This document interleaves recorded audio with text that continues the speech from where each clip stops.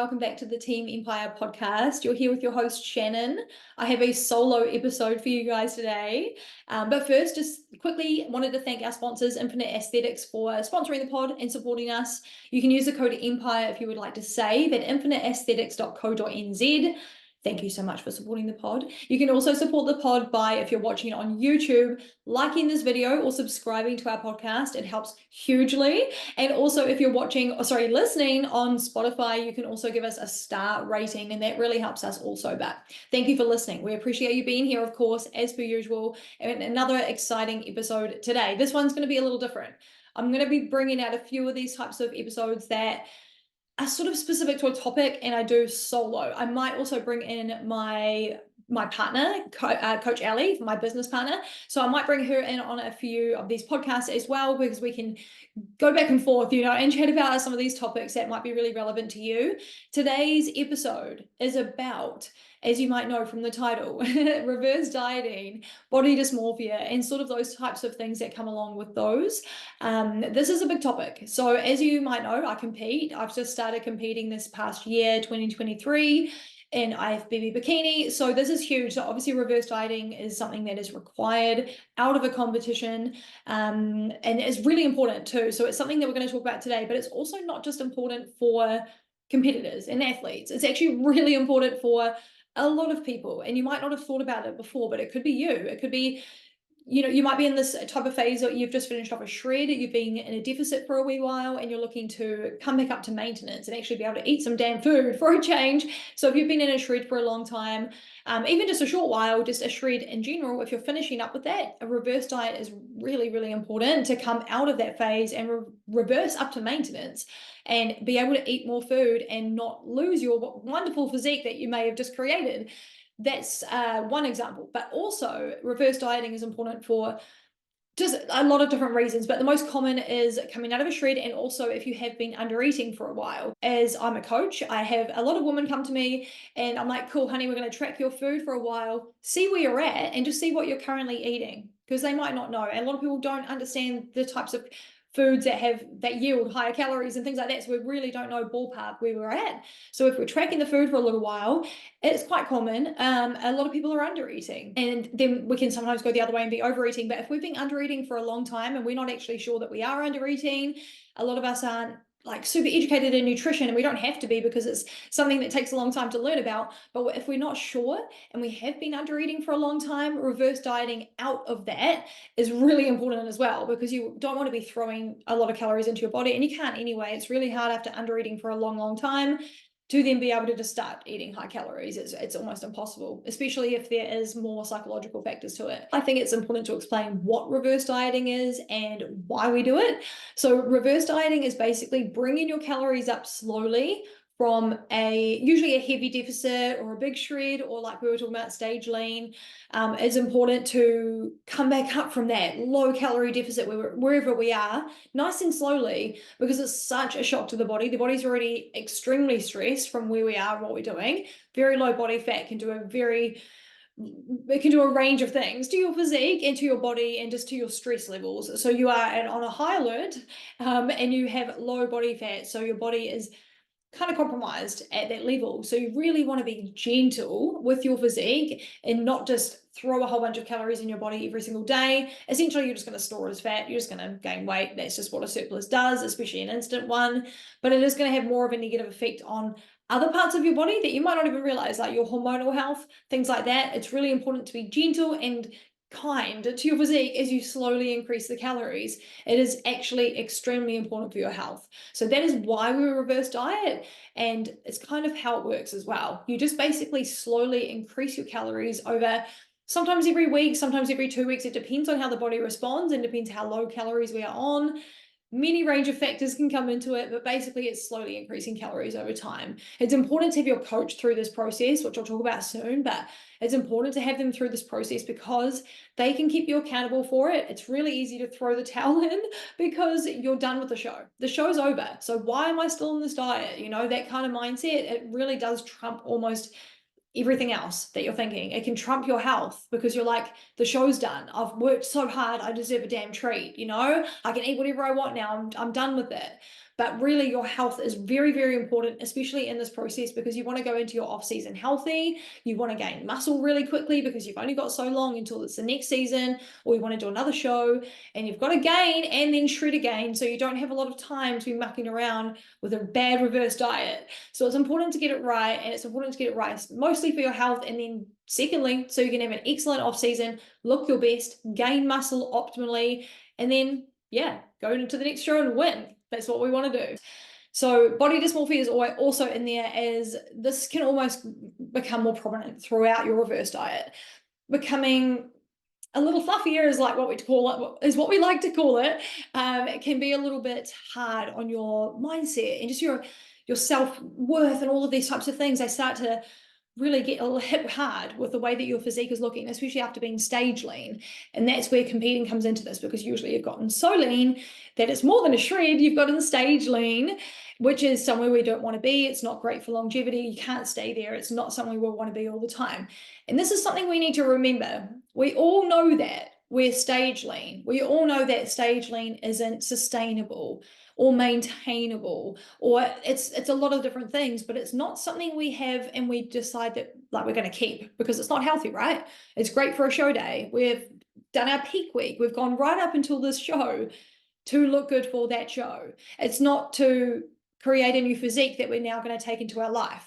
That's not the point of finding your stage physique. That is not what it's about, to keep that physique forever.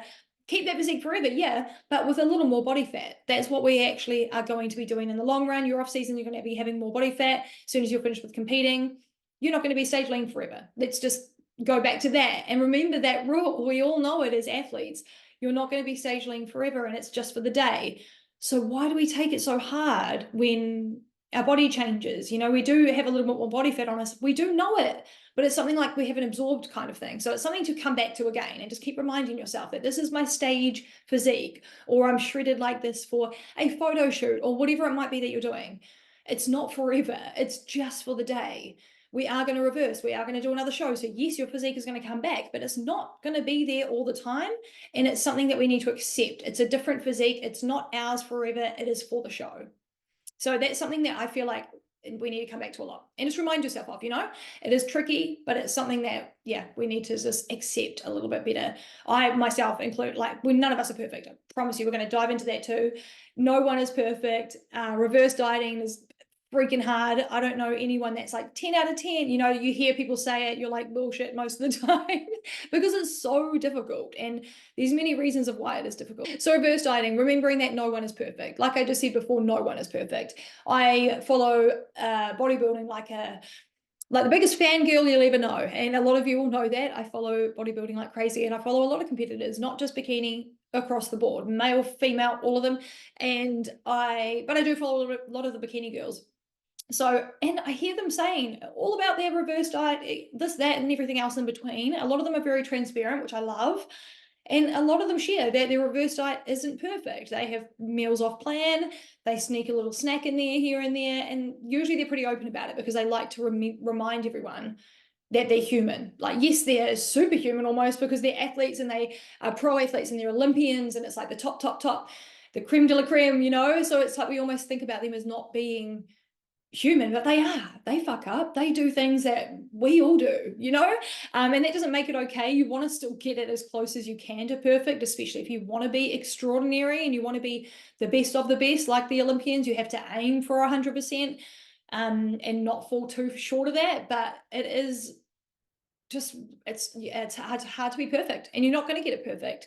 So try not to beat yourself down if you don't get it perfect. Otherwise, it's going to make it harder to get back on it, isn't it? It's not going to be nice when you're talking to yourself like crap and then trying to get through a reverse diet. Be okay with what you've done. You ate a little extra snack, sweet. The rest of the day is going to be mint, because I'm going to nail this reverse diet. Like, take your perspective back to what it was, and where you were at. Don't let it just crumble. And that's what a lot of us can do. A lot of us can do that. We just throw the towel in as soon as we've fucked it up for one little snack. It's like, oh, we might as well just screw the rest of the day over as well. What's the point? But the point is that you're going to do a lot of damage or just a little damage, and you can make that decision right in that moment of how much damage you want to do. So yeah, no one is perfect. It's just the end of the day, no one is perfect. I feel like I did relatively well with my reverse diet. We're now quite far out from show. Reverse diet's over. Off season is amongst us. So I feel like I did not too bad. I put on 4.5 kilos, I think it was, up until like 7 weeks out from comp. So I did really quite well, and I still ate crap as well amongst it all too. I just kept it at somewhat of a minimum. I'm a coach too, so I understand my calories and I can almost track intuitively, and I've been doing this for so long. So I have that advantage. And that is an advantage. It's been a first-time competitor, but also a coach. I do have a little bit more knowledge about where I'm at and how much I can eat and this and that. Another thing that I feel like is really, really, really important, and maybe your coach should be the one to really tell you this and really get this into your head because they're going through this process with you. And I try to teach this with my girls, my athletes as well. The show is not the end date, okay? And if you're doing like a photo shoot or whatever else and you're not a competitor, the photo shoot isn't the end date, okay? So you don't just get to the show, get to the photo shoot or whatever, and then that's that. Cool, job done. We just go back to what we were eating 10 months ago. Sweet. No, that's not it. I make sure that the end date is about 8 weeks after the event. And that way you know that you have to be on after that date. Like the date isn't the end. And a lot of us feel that way is because the goal is to look great at the show or at the photo shoot. But there is more to the process, and for your health and for your longevity in the sport or whatever else you're doing, it's really important to follow the whole plan. The whole plan, and the plan doesn't finish on that event. It keeps going. You've got more to do. And the reason that we put so much, especially with athletes, so let's just talk bodybuilding for a moment. It is so important to nail the reverse because of multiple reasons. One, are you just having one off season, or are you going to do 2 years off? How many years are you doing? If you're going back to back to back, which a lot of us like to do, you're wasting time, dude, with your reverse diet. If you are just fucking around with it and you've just gone way off plan and you're just not being disciplined at all, you're going to screw up your off season because you're going to put on you're going to put on way too much body fat that you are going to have to struggle to get off later again. Remember how hard that was the first time around? Let's do that again because you put on too much body fat. You didn't need to put on that much body fat to gain. So now you've kind of gone a little too far. And then, are we building? Are we eating enough protein? Are we actually on plan with our off season? Or are we just eating a whole lot of processed foods now because we've just kind of screwed up our diet? And so are we going down that road, or are we focused on the goal? Like the goal doesn't stop. Like I said, when the show is done, there's more to it. Are you doing another show? You've got to think about these things, and every single week that passes after that last show, the next season or the next show is coming up hot, and it's coming up really, really fast. If we think about nationals next year, it is only 43 weeks away. I think it's only 43 or 42 weeks. It's not that long. And if you think about it, you've got a shred at the end as well. We've got a lot of stuff to do. You want to have some meals off plan. You've got a holiday in September, whatever it might be. It's not that long. You might need to take another year if you really want to relax. So it's just something to think about. It's not really long between like seasons. Generally it's year to year, and depending on how many shows there are in your country. In New Zealand, it's obviously, we have a few regionals, we have nationals, and then we have a break, but it's not that long. We probably have the biggest break of anyone, and it's still not long enough to muck around essentially. So it's just really like, do you want this? Do you want it bad enough to like put down the chocolate? Like how bad do you want it? And what drives you? What drives me is like, I'm never gonna turn up worse than I was, and like I'm just so competitive. Go back to that. Go back to your competitive. That you're not gonna show up anything less than 100 next time. Like you're gonna do this, you're gonna do that. Follow through. Another thing with reverse dieting is people will often use the cop out about. I mentioned it just before, kind of like just touched on it. They'll use the excuse of, oh, it's okay to put on this much body fat because I'm gaining, I'm going through a build phase, etc., etc. It's a bit of a myth. You don't need to put on X amount of body fat to gain muscle. You really don't. You just have to be healthy. And to be healthy means that you do have a nice, healthy amount of body fat. And that's can be a different per person. It's not like a certain percentage across the board. And I don't like those kinds of rules across the board because everyone is really different. But you don't need a ton of body fat. You just need to be in a healthy range. If you're in a really low body fat, the body struggles with everything. Trust me, we're going to talk about that in a second. But if you have a healthy amount of body fat, your body is functioning, she's healthy, she's happy, you can gain muscle right from there. You don't need to be in a massive massive surplus, jumping straight up into a surplus, gaining a whole lot of body fat. You don't even know what muscle you've got because you can't see it anymore. So it's really tricky. You have to get body scans and this and that, and then you realize how much body fat you're like. It's just a whole thing. You don't need to. Don't use it as a cop-out. It's important to stay relatively lean with a nice healthy amount of body fat so you can see the muscle that you're building. You can pose and see what you're working with as you're growing, and then you don't have to shred so much and put your body through so much hell of like gaining all this fat and then dropping all this fat. Like, it's really, really hard for the body, which is my next topic, which is just generally overall health. Like, it's just understanding how your body works. So because I'm a coach, I understand how the body works. And if we want to take it back to basics, your body has one thing on its mind. Your body has one job. It's only got one function. If we think about like a robot that's been programmed with one task, that's what your body is. It is that. And the one task it has is to keep you alive. That is all your body wants to do. Every single cell in your body just wants to keep you alive. That's it. Bottom line. So we always get upset about our body for doing this or doing that or doing this. It's just trying to survive, and you're doing this to it, and it's just doing a counteraction because it wants to keep you alive. It doesn't want you to be unhealthy by any means. So once you're done with competing or your event or whatever it might be, you're going to naturally gain, obviously, that little bit of body fat, right? And in reverse dieting, this is where body dysmorphia comes into it. We can look at ourselves and be like, who the fuck is that? Like 3 weeks ago, I looked like this on stage. Now I look like this. Why? I've failed. All of these types of things, these thoughts all come into our heads, right? It's your body responding in a survival mode. It's not your body doesn't give a fuck that you want to look like this or look like that, or it doesn't really care. It doesn't give a shit. That's why it just does what it does, and we get upset with it. But it's doing what it's doing to keep us alive. So we're going to gain a little bit of body fat. Your body's like, holy shit, finally we are getting food and getting fed in a little bit of a different way than we have been. We've been on low calories. We've been on the way down with those low calories and probably consistently for a little while. So your body is like, when are we getting food? It does everything it can. Honestly, it does. Your body is an amazing, amazing vessel. It's crazy what it does for you. But your body will adjust as you start shredding to figuring out how it can best like provide energy and all of these types of things for you to keep you alive. And as you're going through the shred, your body is just adjusting and altering, and it's an incredible process. And then when you're done and you do start eating calories a little higher than where you were, and especially if you've thrown in the towel and you're on your reverse, your body is going to be like, fuck yes, I am so excited to have food back in me. I'm storing this food, and it's going to store it away because it's not going to know if you're going to go back through that deficit again. Your body's not sure what you're doing next, so it's storing it because it knows that it needs the energy. And it's just basically keeping you alive. And we get so angry at our body for doing these things. And it's just like, it just wants to do what's right for us and to keep you alive. And we get pissed at it. So I always think about being grateful for all of the beautiful things our body does for us. Even in reverse dieting, we can be really quick to be like, oh my God, I'm so fucking fat, or man, I'm so fluffy, or oh, fucking blah, blah, looks amazing still, and I look like shit, yet we've only seen her on Instagram. How do you know what she looks like just from Instagram? You have no idea what people look like from Instagram. Don't compare yourself to that. You are you, and it's you in your own lane. That's a whole nother topic.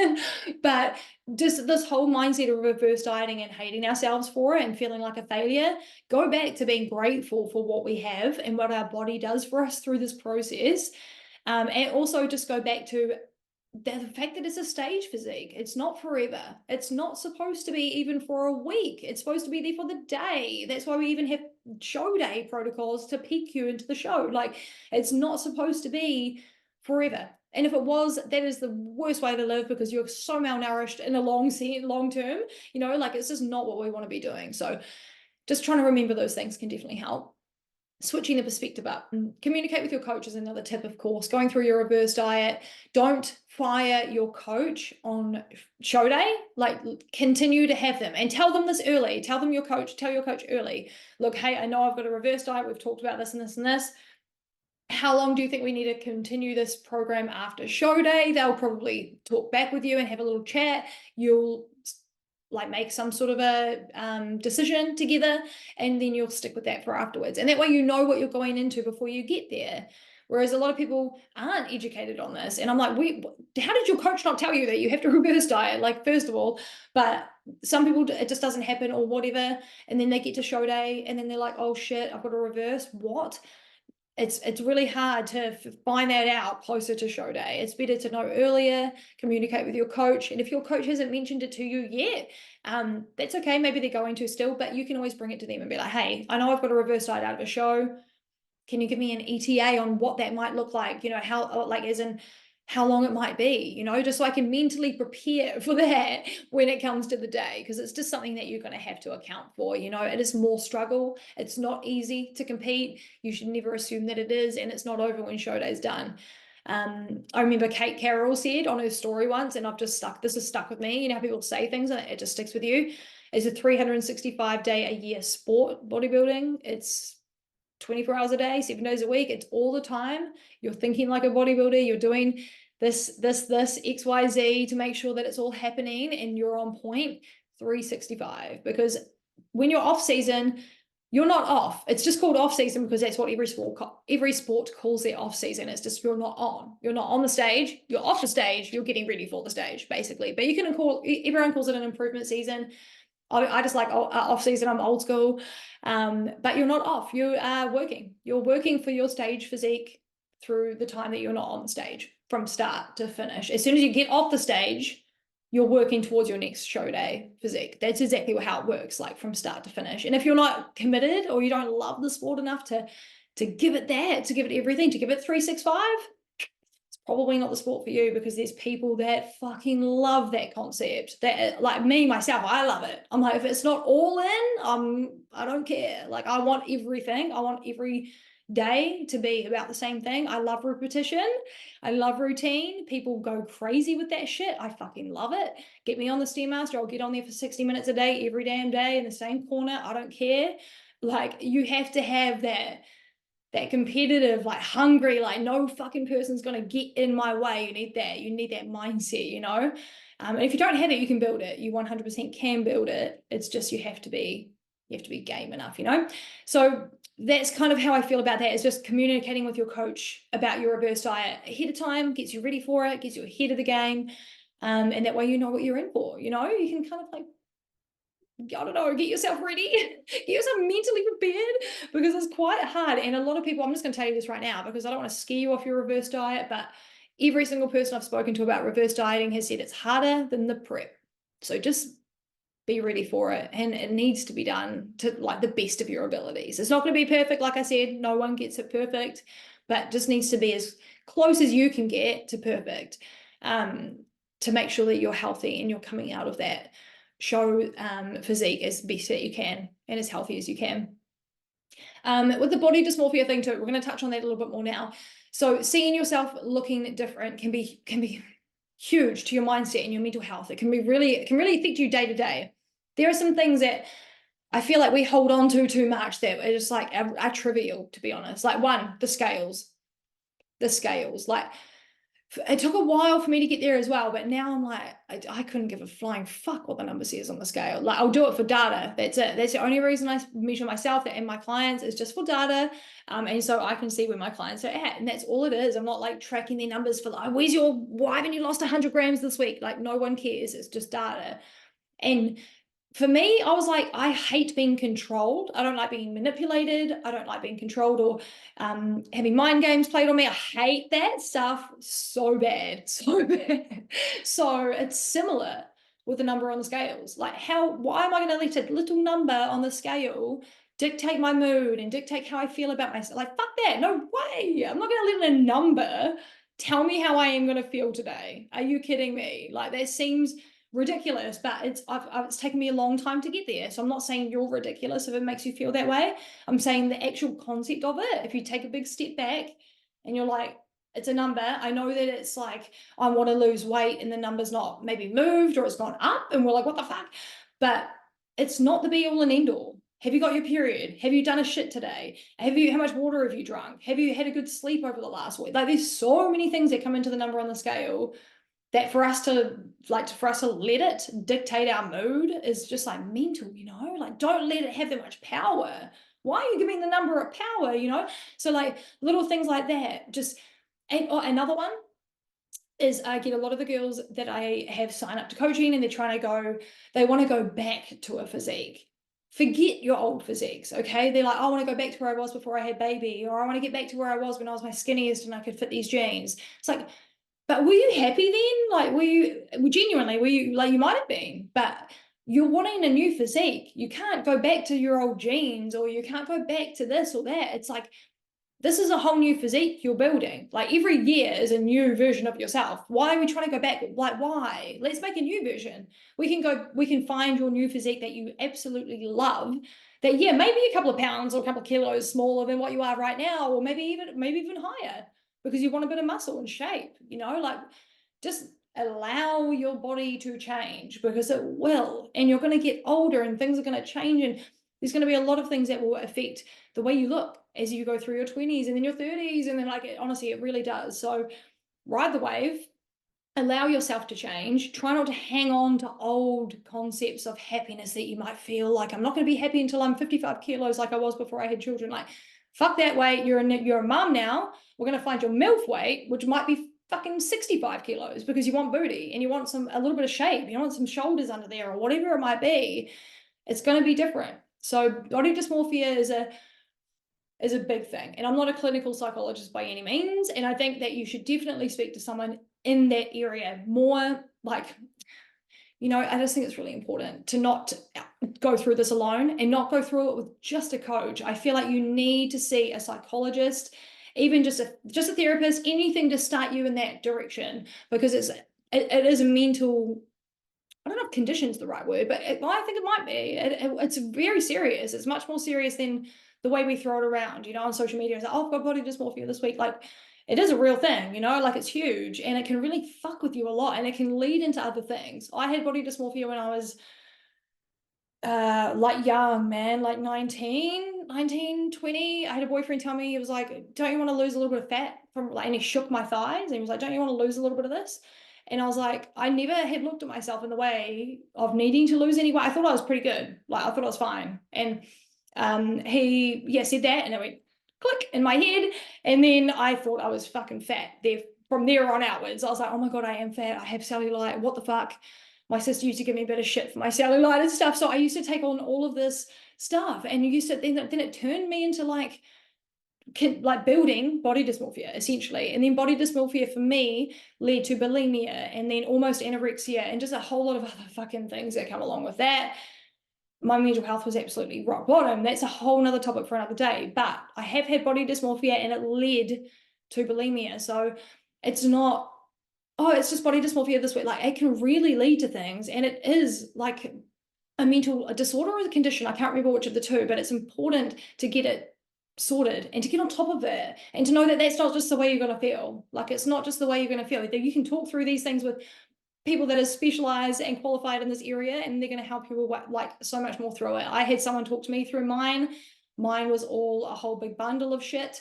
Quite honestly, like depression was why I was seeing the person that I was seeing, but we obviously talked about other things at the same time. You do just need to get a little bit more help from someone that is qualified in the area if you do have body dysmorphia, because it can lead to other things. And I reckon the threshold to knowing, do I need help, or am I just like, am I okay, is if you think about it constantly. If it's a daily thought, yes. Like, why are you putting yourself through that every day? Talk to someone, like, do it. Anything that's mental health related too, I take so seriously, man. Like, it's very, very, very important. And like I said, they can lead into other things, which is just going to make it a bigger problem to deal with.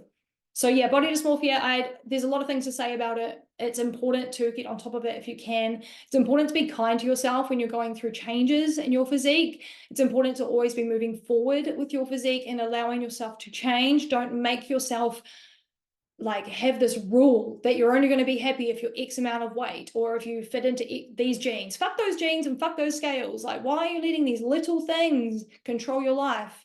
It's quite a lot that we put onto those, and a lot of like of our happiness and our self-worth we put onto these small trivial things that are only data or memories that we have. We need to move past that and build on our new physique and build on our new mindset, and that's what we should be looking forward towards. And it's going to be hard. Like, we have to remind ourselves of things all the time. It's not snap, we're there, and snap, we're there. It's not just easy to flip our mindset, but it's going to be like a repetitive thing we have to teach ourselves, and it's worth it. It might take years, but imagine just being free of not caring about the scales and genuinely not giving a fuck, because I genuinely don't care. I don't care. I think my weight was like all the way through. Like, I was up and down all over the place for the last couple of weeks before, like 3-4 weeks before show. It was really consistently down for a long time, and then it just went all over the place. And I was like, I've got weight to lose. I'd lost 25 kilos nearly, and I still had weight to lose. And I was like, I really need, because I'm a bodybuilder, I need to see the scales go down, because for me to know that I'm dropping weight. Otherwise, I know that it's something else is wrong, my digestion's off or whatever. But it wasn't dropping. But then on show day, it dropped like 2 kilos, and I officially passed 25 kilos that I lost to that show. And I wasn't allowing the scales to dictate my mood, but I just knew as a coach and as an athlete that I needed to see them go in a certain direction, because I only had 2 weeks left, and I was eating to the plan. I was doing this and I was doing that. I was doing my cardio, dotting every single I, yeah, crossing every single T. And I made sure that I did everything. So I was kind of like, I need to see this go down. And it wasn't going down, but I was just trusting the process, and it did go down on the last day. So yeah, you just never know. And you just have to allow your body to change and just to go through what it needs to go through, because you just have to be accepting of it. It's really freeing, like I said, to feel that way. And just on another note, I think it's really important as we go through our build phase, because they're a lot of the time where we feel a lot of body dysmorphia. We're going through a build. Yes, you're more fluffy. Yes, you're building. So you are supposed to be getting bigger. And we've always been told as women to get smaller. Like, it's always getting smaller unless it's our ass, and the ass is supposed to get bigger. But I don't know, I think that trend's changed as well. I can't keep up with the shit. But we're always taught to get smaller. And it's been that way since, our mums were young, that kind of thing. So in a build phase, I've just got a couple of little tips around this, okay? So I love a build. I'm a big build girl. I love it. I would rather be in a build than a shred. I like my body with just that little bit of body fat on it, a little bit of curve, a little bit of this, a little bit of that, a little bit of tits. Like, I lost all my boobs for comp, so I'm happy to have a little bit of boob back. No, I didn't lose all of them. You could still see a little something there. I just pushed them together, squished them out, and made it work. But you lose a lot of your femininity when you are stage lean. Like, most of the girls will know it. You're just not like, you're just not as feminine and like curvy, and you just don't feel quite yourself, because you're not yourself. You're your stage self. So I really appreciate a build. So I've got all the tips for a build, because I'm a big build girl, like I said. So appreciating the positives.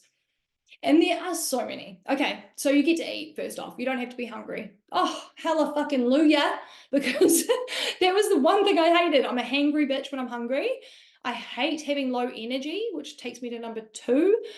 Positive part of a build, number 2, is having energy. I hate having low energy in a shred, especially a long shred, like a 20-week shred or a 30-week shred for a comp. It's a long time. It's a long damn time, and we don't have a lot of energy throughout that process. So I love having energy. I love being able to eat a little bit more, not feel hungry. I love having strength, man, like going into the gym, training, and like, fuck yeah, like you've got energy to be like aggressive with your training. You have energy to make sure your form's on point. You have enough energy to maybe get a couple PBs out that day. You feel like the creatine's actually working. But in a build, getting strong, like that is so much fun. Like, I love all of the positives of a build. Energy, not being hungry, being actually able to eat food, feeling strong, and being able to have enough energy to be aggressive with my training. I love those things. They're like part of my favorites of being in a build. Remembering the end goal. This is huge. So when I'm in the gym and I'm like in a build, like I go, say I'm probably on my way to a build now. I'm almost there in terms of like calories and where I'm at. So if we're saying I'm there now, like when I'm in the gym at the moment, I'm visualizing, like I'm literally, so I'll be doing leg extension because I need quads. Like we all know this, I need quads, and I can't fucking wait to have them. But I'm doing leg extension, right? And I'm like on, I don't know what weight, I've got no idea, let's just say 65 or something. I'm doing some reps and I'm like, fuck, that was heavy, I don't know if I can go up. No, fuck that, I'm going up. Have you seen Rochelle's legs? Like, and I'll use the girls as motivation. I'm not comparing myself to them, and I'm not saying you should do this. If you do compare yourself to others and it brings you down, it doesn't do that for me. It only fuels me.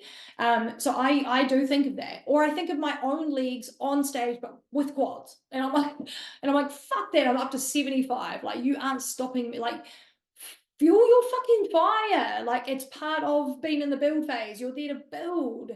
And like, remember that you're trying to gain muscle. This is bodybuilding.